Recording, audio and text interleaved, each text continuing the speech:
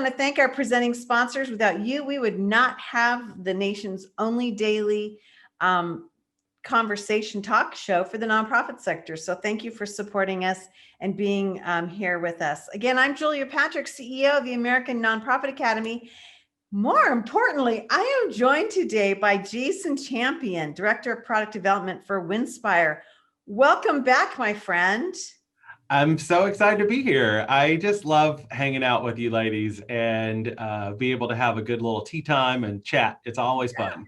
It's really great. You know, we have learned so much from you, and we've really liked the approaches that you bring to the nonprofit sector. So this is a really cool fit for us because you bring something that is unique to what we're looking at. And so here's Jason's information. And again, we are just delighted to have him back on.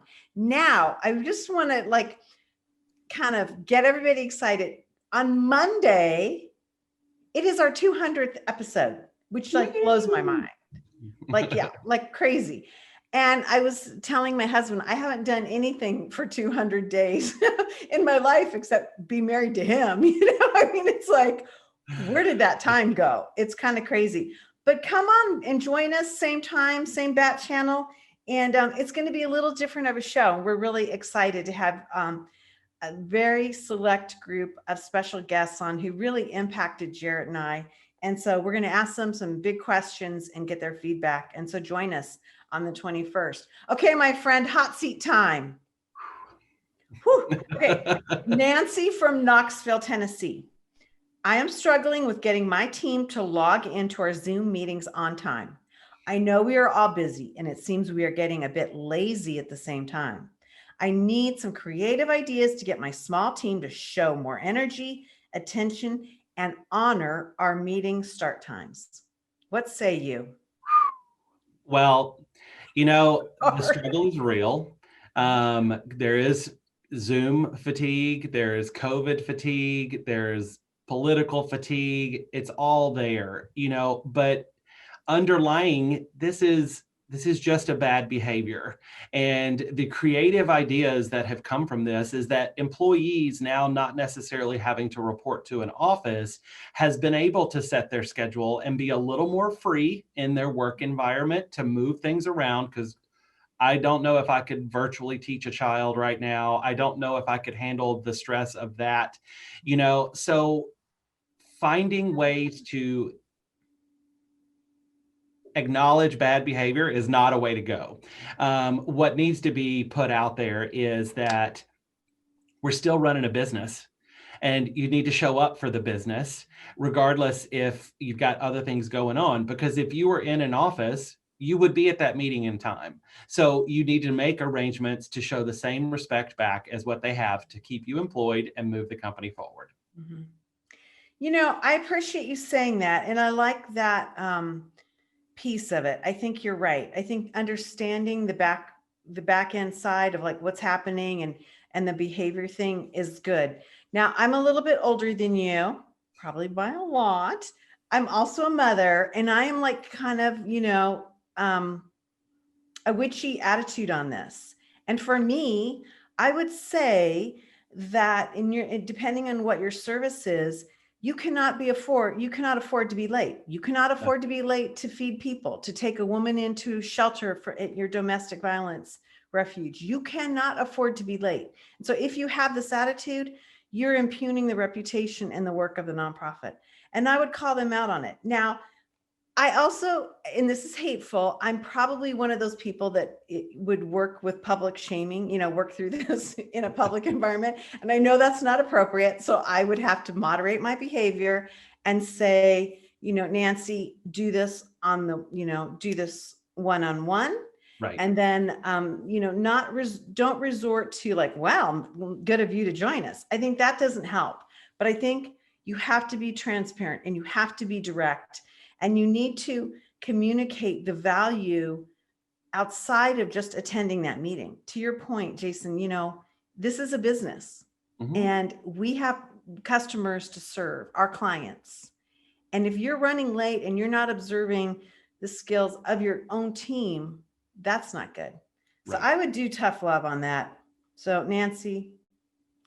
I agree. And you have that as a side conversation. You definitely Yeah, it's don't like, address that in a public setting. You don't want to embarrass somebody and alienate them by any means, but you need to have that conversation. And it's just authentic, as you and I were talking earlier, of yeah, look, this is not acceptable. I know we've got a lot going on, but if you were in the office, you would have been there on time. I'm right. not going to reward bad behavior. So let's make sure that we are on time. And if there's something wrong that you can't make it on time, then we need to know ahead of time. Right.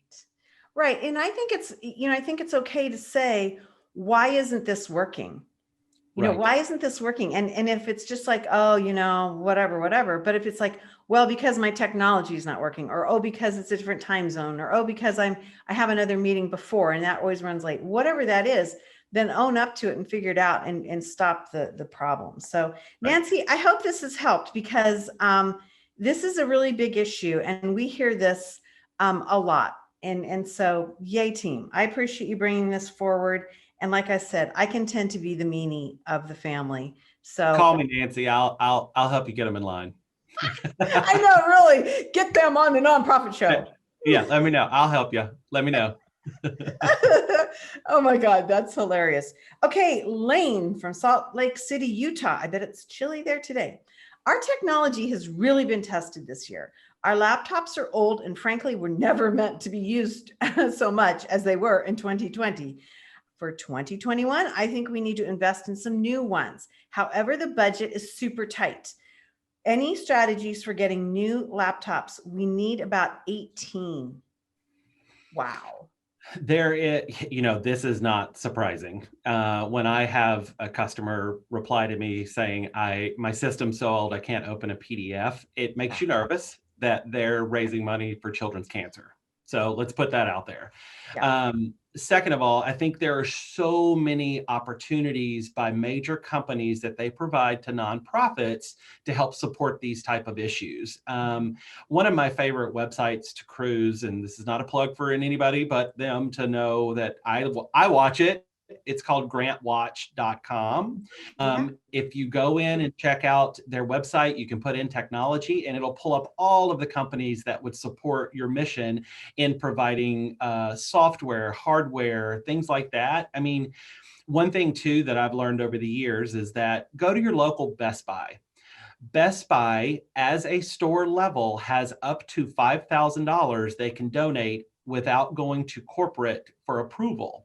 So you've got some money there that they can play with. That also is a great way for you to reach out to other partners in the neighborhood and say they're going to chip in $5,000 worth of equipment. Could this sponsorship go toward this year to upgrading our technology so we can keep our mission running? I love that. And I would add, reach out to your board members and say, hey, we need to advance this. Who might you know? Who can you communicate with? I also think that's I see this so much, Jason, and you mentioned this right out. Somebody can't open up a PDF because their technology is too old. We work a lot of times with the spirit of poverty in our sector. And if we don't advance our technology and our best practices, we are not going to achieve our missions the way we want them to. Nope. So we cannot assume just because we're a nonprofit that we deserve or that we should be working with substandard pieces of equipment, materials, thought, action, and deed. To your point, get out there. There are organizations that are in the tech sector that will actually advance these pieces for you. And I would imagine everybody has been in this boat. I mean, I know for our team, our technology, we've had to make major improvements because we were behind. And most nonprofits, from my experience of doing this for a long time, are typically working on 5+ years older systems Yes. that have not been updated. And if anything we learned in 2020 is that a lot of us got caught with the pants down to make Yep. sure that we were moving forward. And like I said, there's so many major companies that are there to support you all. Microsoft, Dell, Mozilla Foundation, Salesforce, Google, all of those folks offer community grants. Yes, there's some legwork that goes into that. Sure. But when you're getting a brand new Microsoft Surface or a new Dell computer, like think of the resources that all of a sudden just opened up to you in your organization. I agree with you. I think that has got to be Lane big time move to the front of the line strategy, as Jason says. I mean, you have got to be at your best, working the most efficiently that you can, because the need is so great across the nonprofit landscape. And so get on this and get a team to help go with that process. And then TechSoup, I'd be remiss if I didn't mention TechSoup. I should have mentioned they have that a too. big hardware. I was just on their site a couple weeks ago, and they really moved through a lot of hardware grants as well too. So, okay, this one is for Jason. Coming right in with fire. Okay. Okay, it was we put name withheld in Atlanta, Georgia, because we were like, okay, we're going to take their name off. Can Jason explain why we should be doing travel packages to raise money when people are fearful to travel? Our travel auction items were always our best money makers. Now, let's back up and give me the quick lens that you bring to us through Winspire, because you're an expert in this. So if you'll back up a little bit, tell us what Winspire does, and then weave in your answer. So we are the largest provider of consignment travel bucket list items to nonprofits to use in your fundraising. So typically when you've been to a black tie event or seeing great items in a silent auction that says a villa in Tuscany for 10 people to go truffle hunting, probably came from us. We provide those items to you all on a consignment basis. So once they have gone into your auction, start your minimum bid at that reserve cost. Anything that you make above that, you put in your pocket and walk away with. It's one of the second highest generating items in an auction outside of a donation appeal. What I love about this question is she actually answered it, or he answered it himself, was our travel items were always our best money makers. So yes, while travel has taken a hit this year, obviously Winspire has taken a hit this year. Our nonprofit customers have taken a hit this year. But when you think about how you can promote this product, because these are bucket list items, going wine tasting in Tuscany, going to the Galapagos Islands, hiking in Kilimanjaro, wine tasting in Napa, or a Broadway interaction in New York. Those are bucket list items that people are going to buy, and wait till they can travel. We extended our booking timeline out for 2 years. So here's the main thing under all of this to cut through the noise: support now, travel later. Support now, travel later. Love that. So, that's an interesting concept, because a lot of times in the live auctions before COVID, there would be really tight restrictions on things. Mm-hmm. And I know sometimes you'd look at it and go, oh God, who can get organized that quickly to go to Kathmandu or whatever, right? I mean, so I love that there is this new approach and in the timing and the booking. That's huge. And we're going to work with the customers. We've rescheduled, we've rebooked, we're rescheduling again right now. And the ultimate goal is that those people came to that organization, they were able to get a great deal on a vacation. We want them to take that vacation because that's going to remind them again of where they got it from and what they were doing when they purchased it, to drive them to come back to those organizations to continue to keep the funding going. So then let me ask you this. And I mean, this is like my add-on question, just sheer curiosity, outside of our viewer from Atlanta.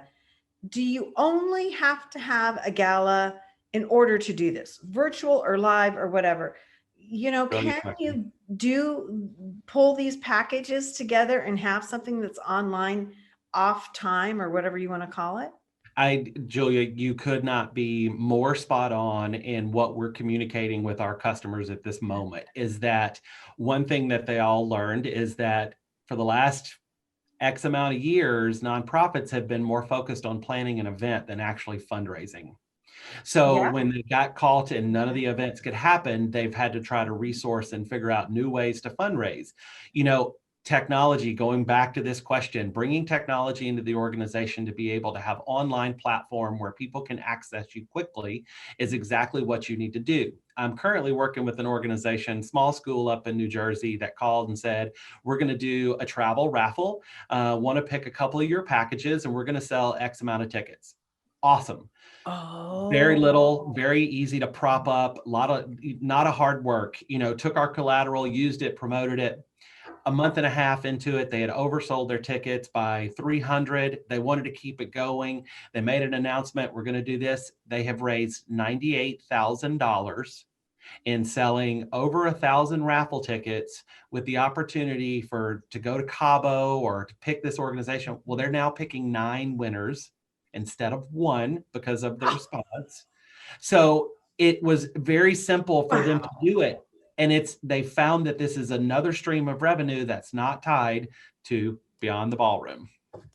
Beyond the Ballroom. Best hashtag of the year. Okay, then before we move on, again, this is like my curiosity kicking in. What is an appropriate time frame? So, I mean, think about it. When you're in the ballroom at a gala, you come in, you've had a cocktail, whatever, you look through the program, and then a lot of times that's the first time you've heard or thought about this type of auction item or trip, whatever. So, if you think about it, that's like a 3-hour max deciding time.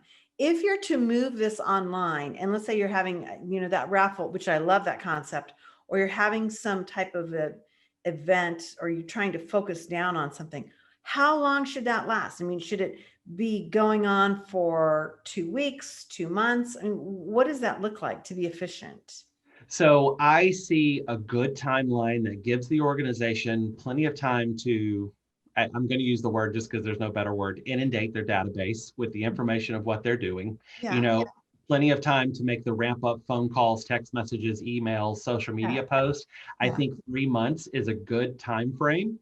Okay. So starting January, ending in March, and going that type of a time, because you've got, depending on who your board members are and how they're involved, if it's a school or if it's a Mhm. whatever type of an organization that it may be, you've got so many outlets that you need to push it through to get Mhm. the most exposure. And Wow. when you can promote properly, you're going to have a huge success. Like currently, there is a raffle online that pops up in my Facebook feed all the time, milehighraffle.com. It's the Boys and Girls Club out of Denver. They're auctioning off a Tesla. They're they Wow. are in the thousands of ticket sales at this point, and they keep adding amazing prizes. So they're just building this amazing database. So the longer you can put it out there, the more shares and activity and people you can get talking is great. Roll into this with everything planned to the T. Here's the script to give to the volunteer to make these phone calls. Here's the script that you give to the kids to give out to their parents and go knock on the doors around the neighborhood. Here's what you give your board members to make sure that they're promoting and do it, and hold them accountable. Mhm. Make them say they're going to sell X amount of tickets, because that's why they're involved, is you need their support in that way. So Mhm. getting as much information out there and running it for about that period of time, you're going to have the greatest success. Okay, so again, you just blew my mind. I'm going to put you on another hot seat because we got to move on to other questions. But I'm thinking that we need to have you come back on, and we need to do an episode just about Okay. raffles, I'd because love that. I think that's really interesting. And I have been seeing this slowly come up, but not as well organized or orchestrated as what you just said. So I want to do that because that's like, I think, magical for especially moving into 2021. And some of the things you just said, I would have not thought of. I would not thought of a 3-month lead time. So very, very interesting. Okay, let's get on to Shonda from Boise. Our staff has developed some innovative programming during COVID-19. One of our board members suggested we look at licensing the program. I have no idea how to go about this, and frankly, it is way outside my wheelhouse. Help. This is, well, one, I need a little more meat behind this to know truly what type of programs. Did they build programs that are for their customers that they serve? Did they build programs for their volunteers? What is that? But, a great way to do this is to monetize your content. without having to go down the road of licensing is do a webinar like what you and I are on right now, record this, and then promote it out to the people that you want to sell this to and monetize that content. That's how the quickest way you can do it. Interesting. Now I wouldn't have thought of that. My first reaction was, this is intellectual property. And so you have to get an attorney involved, because there's certain things that you have to do when you're doing licensing, and it's a technical thing. So yeah, I think your way, unless it's something really profound and maybe involving like science or technology, or even to the point of, computer programming, or things that you have structured that cannot really be replicated, have to be recreated. Right. I like your idea. And I think too, sometimes there's virtue in helping your entire sector move ahead. And you might be able to get a funder that says, yeah, we want to invest in capacity building. And so we want, and just to go back to, your after school program or whatever around the country, and offer that up and have a minimal investment to have this kind of forum or engagement. Because yeah, that's a big thing. It That's is a a big really big thing. thing. And, you also have to kind of really have a come to Jesus talk with it and say, is this something that could resonate nationally with Right. other nonprofits? And the quickest way to go to a market with that type of situation would be to monetize the content, promote it yourself, put it out there, and see who picks it up and goes from there. Right. Yeah, I think that's a big deal. And I think too, you look at the 1.8 million nonprofits in our country, it's dreadful to think that we're all trying to recreate something, right? I mean, there are 9 major sectors, if you break it down, and we Yep. should be able to, find things that work, that are tested, and then get them ramped up and employed faster. So Yep. Shonda, you need to reach back out to us and let us know how it goes, because this is really an interesting conundrum. Okay, let's go to Stan from El Paso. We have, like so many others, moved away from a live gala to a virtual gala. This is interesting. We had just completed our 2020 gala in February before the pandemic. Now our February 21 event will be virtual. Our team is wondering if we should still do a live auction, and how in a virtual environment this will be different.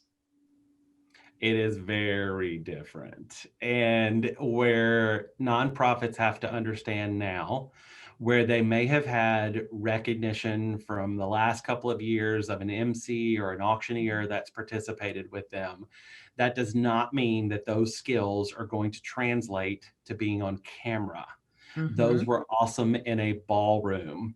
And where you have to spend a good amount of time right now is researching and seeing if you can find an auctioneer or an MC that can project that empathy through camera that still gets them to participate and bid in certain ways. I would love to be able to share. Stan, shoot me an email, give me a call. I would love to share with you our virtual event production that we've been doing. We just had an event last weekend with United Contractors, and the live auction was flawless because of the live streams that we do and connect with donors throughout chat and conversation, that it stokes that interest. But again, it is a auctioneer that has taken the time to understand visually and emotionally what to give to get people to give through camera, because that is just a different environment. It is not the give me 2,500, 5,000, 5,000, 55. That is not that anymore. It's not that. Okay, so does it mean that maybe we should be looking at these, and I'm going to use the wrong word, I'm sure, but this like auction portal concept where it's like now it's open until Tuesday at 5? I mean, going Yep. back to what we were just talking about. Yep. I mean, why not extend your auction timeline instead of what you've crammed into a 4-hour ballroom event? Open it up for a couple of days, let people share it, see what happens. I mean, because if y'all are not taking $50, I don't know what's going on, because $50 is $50 for nonprofits right now. So you need to get out there and start spreading the word and doing that. There are ways that you can do a live auction. It just needs to be planned and executed, that every moment is to the T, because there's a reason $1 million sponsors buy 30-second commercials to portray what they're trying to do. And you as a nonprofit have that same caliber now to speak the seconds of what you need. And it's got to hit perfectly, and you got to have the right people to deliver that message. You know, along this idea, and it sounds like Stan from El Paso, that they are in, you know, they've done this year after year after year. And they've probably done an event that's an easy 3 hours. What's your advice on the length of a virtual event? Because I'm seeing some, Jason, that are like fabulous, that are only 30 minutes. And then I'm seeing some that are just fabulous at like an hour and a half. And then some that are just painful. You'd rather go to the dentist. You would rather go to the dentist. You know, there is, no offense to organizations that support dentistry arts. I love you all. That's why my teeth look good. So, but it's not a time that I want to spend sitting in a chair. I think that nonprofits are still, they're starting to make the turn, but they're still in the thought process of, this is the way we've done it, so we've just got to put it on camera now. Yeah, that's not the way that works. You need someone that can write engaging content for television. And there's a reason that people get nominated for Oscars, and there's a reason that people don't. And, you know, I've said that multiple times. I know I'm preaching that out loud, but it's just the truth, because you can have an impactful, high revenue event in an hour time frame visually that is perfect. You can do a run up to that event with all kinds of pre-shows and pre-auctions and things like that, that extends that timeline, where you could potentially incorporate some of your older ideas that you've had. But walking onto camera is not walking onto stage. And those environments are different, and people have got to start understanding that. Right. You know, we've had a couple comments, and one of them comes from Faiz, and he says, 30 minutes for Zoom is a revelation to me. You can do it, but I agree with you. It has to be perfectly scripted. It needs to be perfected. It needs to be, if you will, tested, rehearsed. I mean, you can't just jump up and wing it. You just and that's the thing about a virtual event, is it can be practiced and practiced and practiced to perfection, and then broadcast, and you know exactly what's coming out of all of those talking heads' mouths. Not that you got somebody that's going to give a speech and it goes on another 30 minutes. That's not what happens in a virtual world. It is planned and scripted to the second. Yeah, I love it.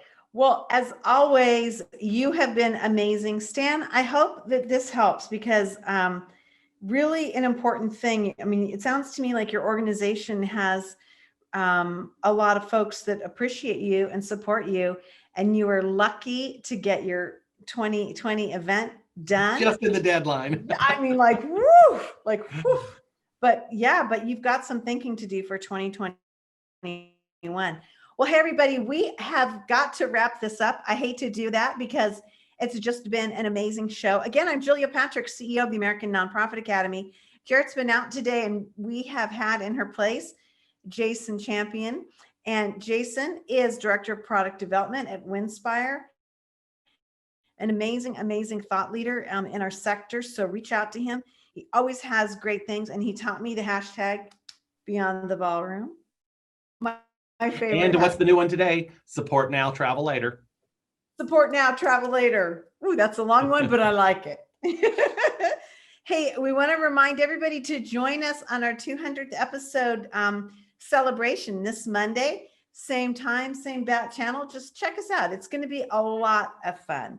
And I want to say, if you have a question, get it to us. You have 4 ways, and we want to hear what you're thinking. If we don't know the answer, we will send it out to the folks that we know and get some answers and some feedback and have a great discussion.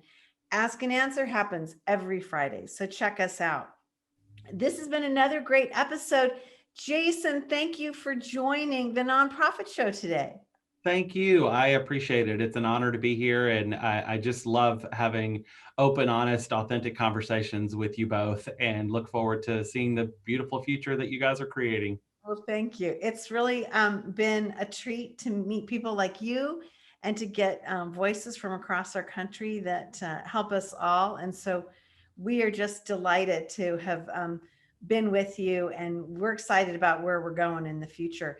I want to make sure that we end as we always do. It's such an important thing for us to say, and that is to say, stay well so you can do well. Super important.